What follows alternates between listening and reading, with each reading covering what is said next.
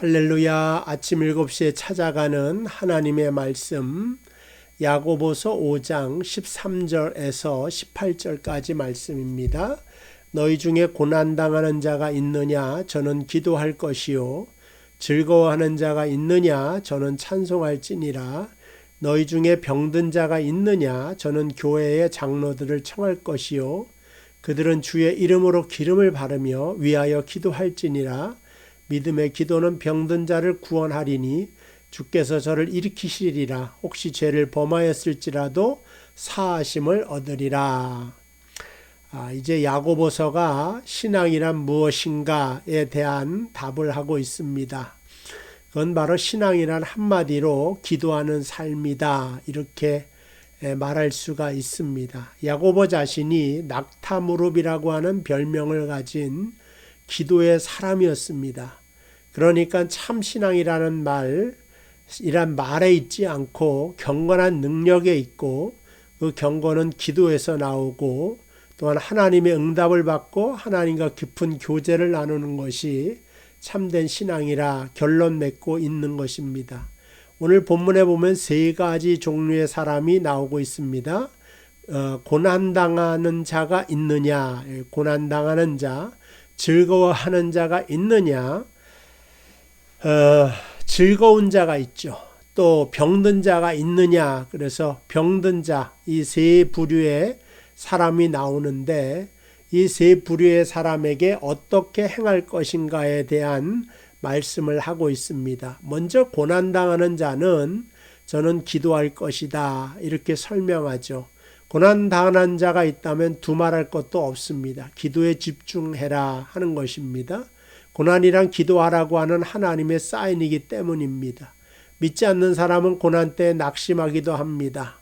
또한 술이나 다른 걸로 그 모든 것을 한번 해결해 보고 잊으려고 하겠죠. 그러나 고난의 의미를 모르니까 그렇게 행동하는 것이고, 고난의 의미는 하나님의 초청장이다. 그래서 하나님 앞에 나오라고 하는 사인인 것을 알아야 됩니다. C.S. 루이스라고 하는 기독교 사상가는 고난은 하나님의 메가폰이다 그랬어요.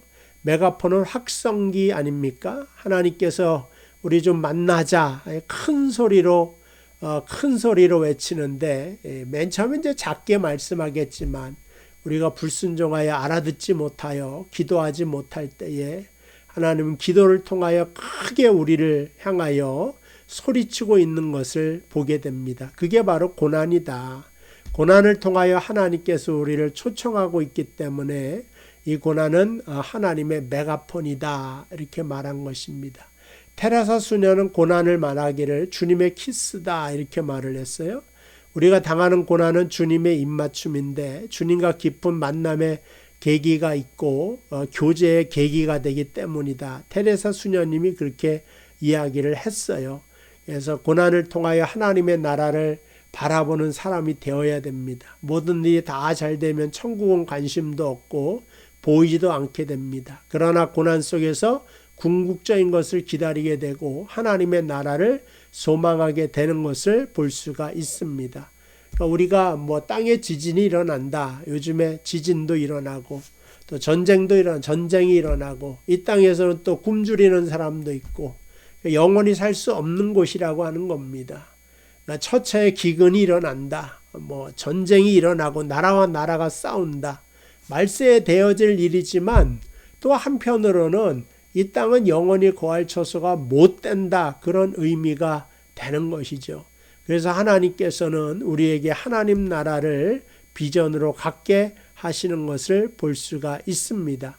근데 이 하나님의 나라를 바라보지 못하니까 우리가 이 땅에서 고난을 통하여서 이 고난스러운 땅을 떠나 하나님 예비한 곳으로 초점과 시선을 맞추게 될 수 있는 것을 보게 됩니다. 이것이 바로 고난의 목적이다.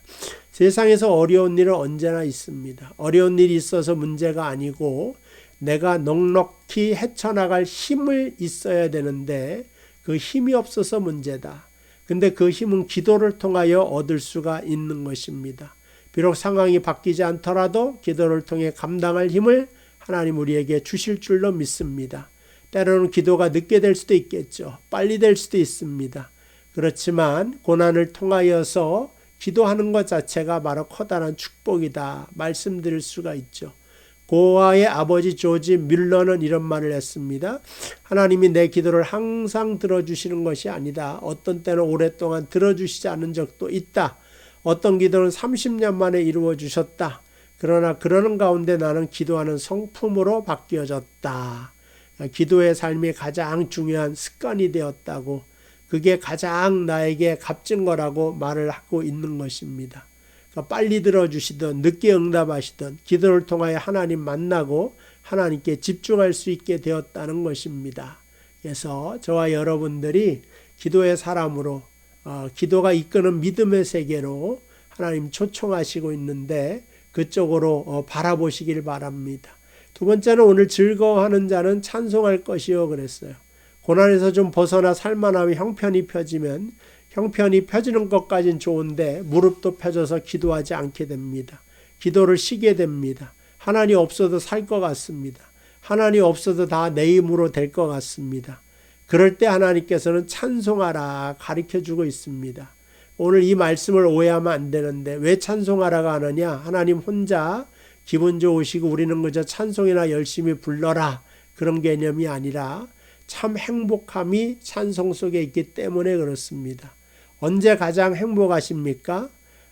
그건 바로 감사할 때인데 찬송에는 감사가 충만하다 이렇게 말씀드릴 수가 있습니다.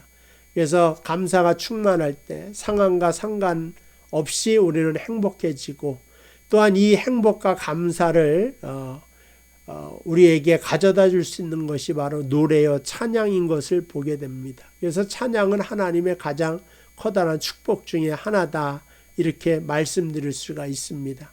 그리고 병든 자가 있는데 저희는 교회 장로를 청할 거다 그랬어요. 병들었을 때는 쉽게 낙심하기 때문에 혼자 헤쳐나가지 말아라 그래요. 여기 장로라고 했는데 특별히 여기서 이 장로라고 하는 것은 목회자를 말합니다. 예전에는 장로 목사가 있고 집사 목사가 있고 그랬단 말이죠. 근데 이제 현대로 와가면서 집사, 장로, 목사 이렇게 세분하게 된 것을 보게 됩니다. 어쨌든 교회에서는 하나님이 계시지만 기도를 도울 수 있는 집사님도 있고 권사님도 있고 저도 있습니다. 그래서 몸이 편찮고 아프고 마음이 상심될 때 우리가 내 혼자 기도가 안 될 때 기도를 부탁하시고 기도를 들은 저희들은 그 기도의 요청에 따라 꼭 기도하고 응답받도록 하겠습니다. 우리 다 같이 기도하겠습니다. 하나님 감사합니다. 오늘 이 시간 고난을 당하는 자 기도하라고 했습니다. 즐거운 일이 있는 자 찬양하라고 했습니다. 병든 자가 있으면 청하라고 했습니다.